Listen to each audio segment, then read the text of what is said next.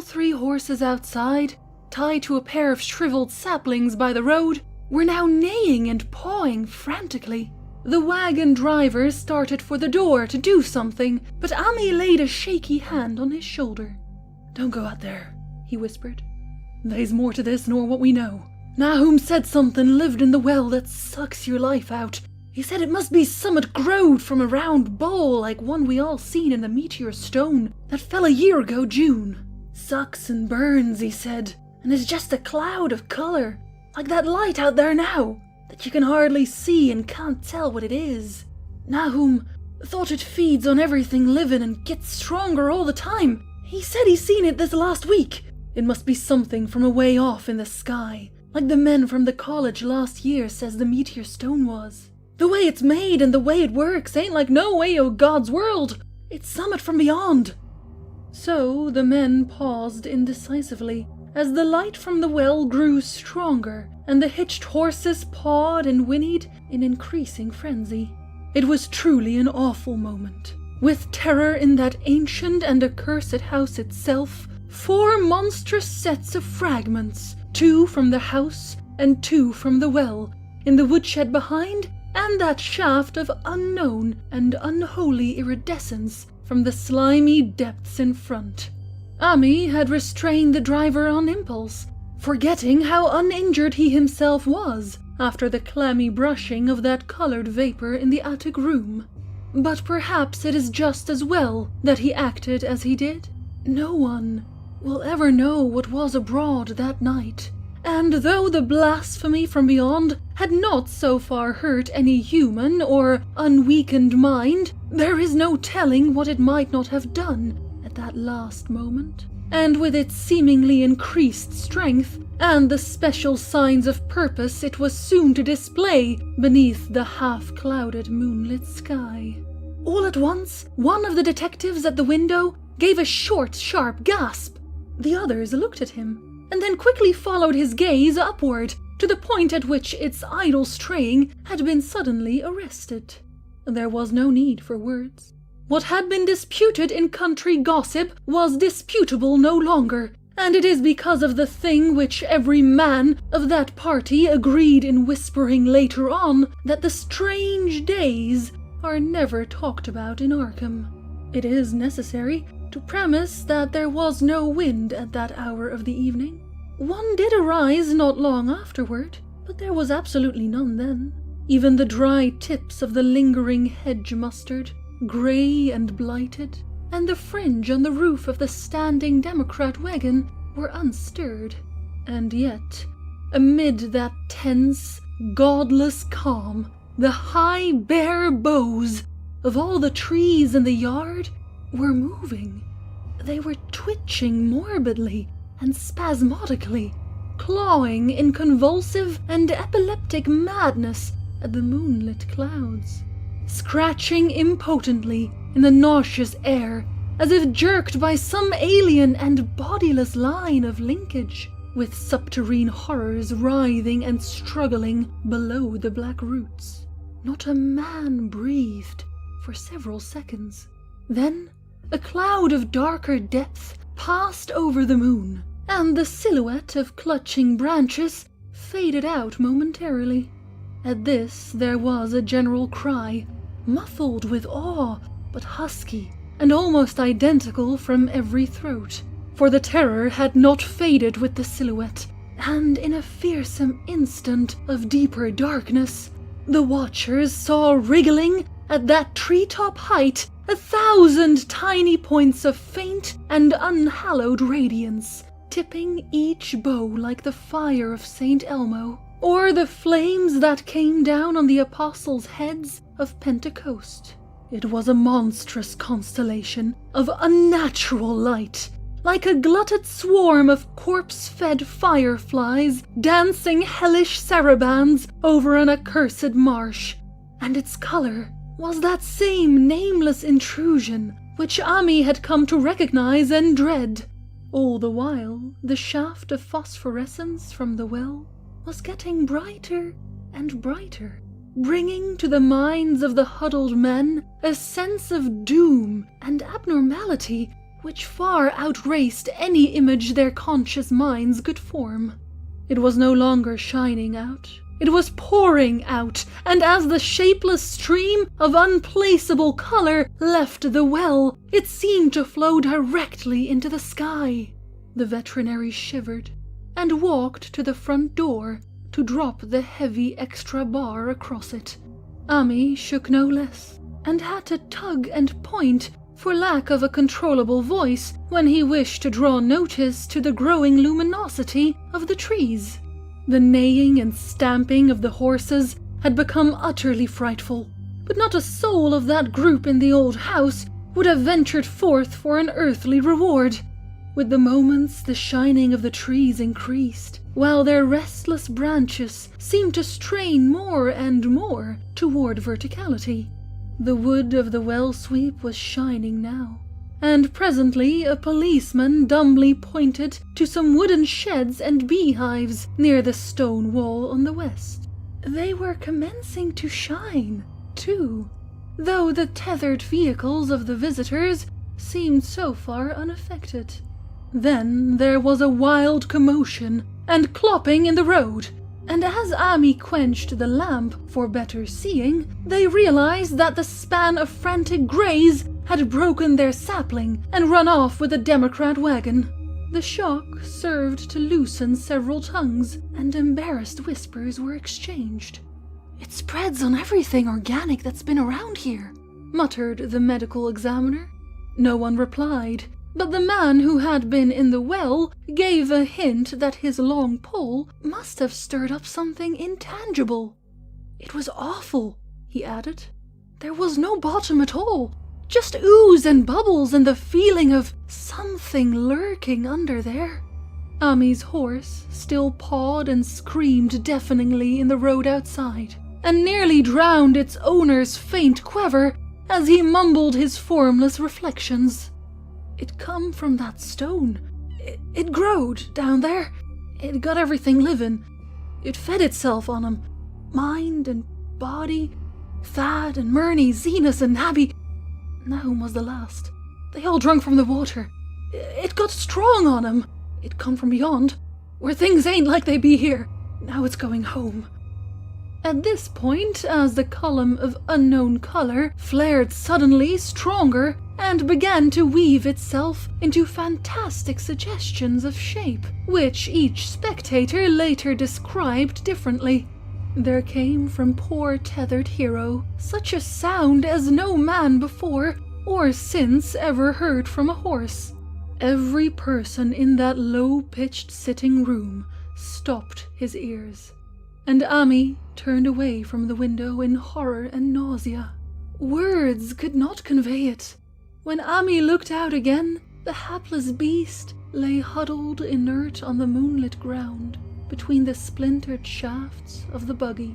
That was the last of Hero, till they buried him next day. But the present was no time to mourn, for almost at this instant a detective silently called attention to something terrible in the very room with them. In the absence of the lamplight, it was clear that a faint phosphorescence had begun to pervade the entire apartment. It glowed on the broad planked floor and the fragment of rag carpet, and shimmered over the sashes of the small paned windows. It ran up and down the exposed corner posts, coruscated about the shelf and mantel, and infected the very doors and furniture. Each minute saw it strengthen, and at last it was very plain that healthy living things must leave that house. Ami showed them the back door and the path up through the fields to the 10-acre pasture.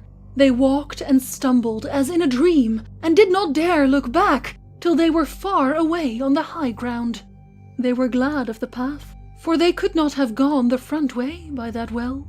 It was bad enough passing the glowing barn and sheds, and those shining orchard trees with their gnarled, fiendish contours. But thank heaven, the branches did their worst twisting high up.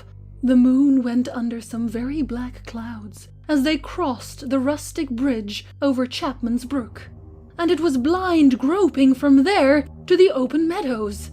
When they looked back toward the valley and the distant gardener place at the bottom, they saw a fearsome sight. All the farm was shining with the hideous, unknown blend of color. Trees, buildings, and even such grass and herbage as had not been wholly changed to lethal grey brittleness. The bows were all straining skyward, tipped with tongues of foul flame, and lambent tricklings of the same monstrous fire were creeping about the ridgepoles of the house, barn, and sheds.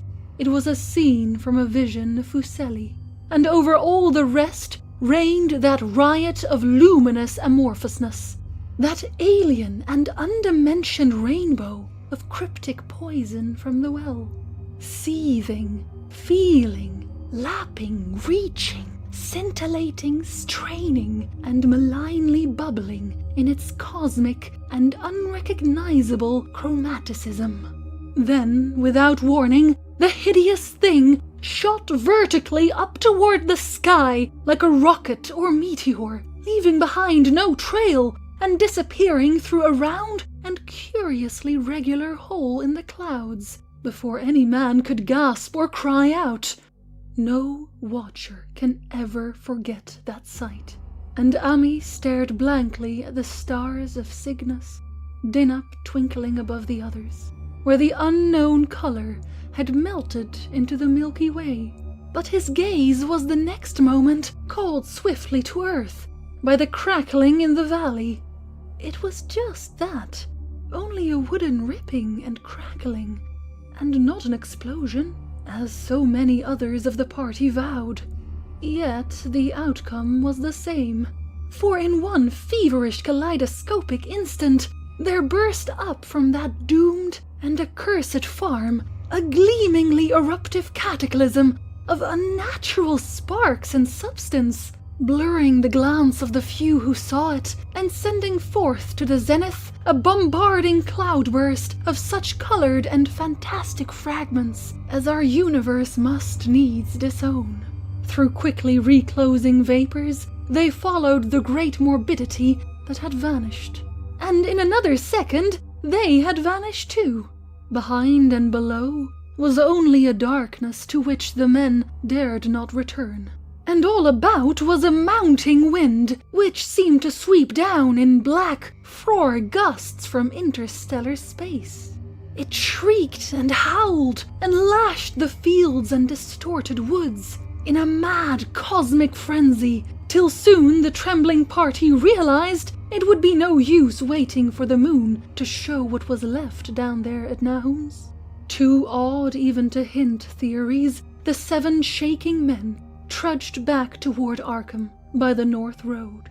Ami was worse than his fellows, and begged them to see him inside his own kitchen instead of keeping straight on to town. He did not wish to cross the blighted, wind-whipped woods alone to his home on the main road, for he had an added shock that the others were spared, and was crushed forever with a brooding fear he dared not even mention for many years to come. As the rest of the watchers on that tempestuous hill had stolidly set their faces toward the road, Ami had looked back an instant at the shadowed valley of desolation so lately sheltering his ill-starred friend, and from that stricken, faraway spot he had seen something feebly rise, only to sink down again upon the place from which the great shapeless horror had shot into the sky. It was just a color, but not any color of our earth or heavens, and because Ami recognized that color, and knew that this last, faint remnant must still lurk down there in the well, he has never been quite right since. Ami would never go near the place again. It is 44 years now since the horror happened, but he has never been there, and will be glad when the new reservoir blots it out. I shall be glad too, for I do not like the way the sunlight changed color around the mouth of that abandoned well I passed. I hope the water will always be very deep, but even so, I shall never drink it. I do not think I shall visit the Arkham country hereafter. 3 of the men who had been with Ami returned the next morning to see the ruins by daylight, but there were not any real ruins, only the bricks of the chimney, the stones of the cellar, some mineral and metallic litter here and there, and the rim of that nefandous well, save for Ami's dead horse, which they towed away and buried, and the buggy which they shortly returned to him. Everything that had ever been living had gone. 5 eldritch acres of dusty grey desert remained, nor has anything ever grown there since. To this day it sprawls open to the sky, like a great spot eaten by acid in the woods and fields, and the few who have ever dared glimpse it in spite of the rural tales have named it the Blasted Heath. The rural tales are queer. They might be even queerer if city men and college chemists could be interested enough to analyze the water from that disused well, or the grey dust that no wind seems ever to disperse. Botanists, too, ought to study the stunted flora on the borders of that spot, for they might shed light on the country notion that the blight is spreading, little by little, perhaps an inch a year. People say the color of the neighboring herbage is not quite right in the spring, and that wild things leave queer prints in the light winter snow. Snow never seems quite so heavy on the Blasted Heath as it is elsewhere. Horses, the few that are left in this motor age, grow skittish in the silent valley, and hunters cannot depend on their dogs too near the splotch of greyish dust. They say the mental influences are very bad too. Numbers went queer in the years after Nahum's taking, and always they lacked the power to get away. Then the stronger-minded folk all left the region, and only the foreigners tried to live in the crumbling old homesteads. They could not stay, though, and one sometimes wonders what insight beyond ours their wild, weird stories of whispered magic have given them. Their dreams at night, they protest, are very horrible in that grotesque country, and surely the very look of the dark realm is enough to stir a morbid fancy. No traveler has ever escaped a sense of strangeness in those deep ravines, and artists shiver as they paint thick woods, whose mystery is as much of the spirit as of the eye. I myself am curious about the sensation I derived from my one lone walk, before Ami told me his tale. When twilight came, I had vaguely wished some clouds would gather, for an odd timidity about the deep skiey voids above had crept into my soul. Do not ask me for my opinion. I do not know. That is all. There was no one but Ami to question, for Arkham people will not talk about the strange days, and all 3 professors who saw the aerolite and its colored globule are dead. There were other globules, depend upon that. One must have fed itself and escaped, and probably there was another which was too late. No doubt it is still down the well. I know there was something wrong with the sunlight I saw above that miasmal brink.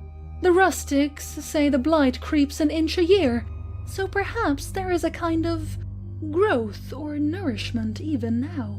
But whatever demon hatchling is there, it must be tethered to something, or else it would quickly spread. Is it fastened to the roots of those trees that claw the air? One of the current Arkham tales is about fat oaks that shine and move, as they ought not to do at night. What it is, only God knows. In terms of matter, I suppose the thing Ami described would be called a gas, but this gas obeyed laws that are not of our cosmos.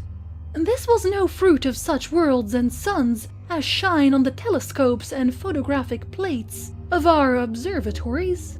This was no breath from the skies whose motions and dimensions our astronomers measure or deem too vast to measure.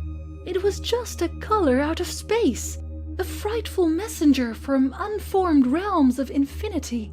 beyond all nature as we know it, from realms whose mere existence stuns the brain and numbs us with the black extra-cosmic gulfs it throws open before our frenzied eyes. I doubt very much if Ami consciously lied to me, and I do not think his tale was all a freak of madness, as the townfolk had forewarned. Something terrible came to the hills and valleys on that meteor, and something terrible, though I know not in what proportion, still remains. I shall be glad to see the water come. Meanwhile, I hope nothing will happen to Ami. He saw so much of the thing, and its influence was so insidious. Why has he never been able to move away? How clearly he recalled those dying words of Nahum's. Can't get away. Draws ya. You know summit's comin', but 'tain't no use. Ami is such a good old man. When the reservoir gang gets to work, I must write the chief engineer to keep a sharp watch on him. I would hate to think of him as the grey, twisted, brittle monstrosity which persists more and more in troubling my sleep.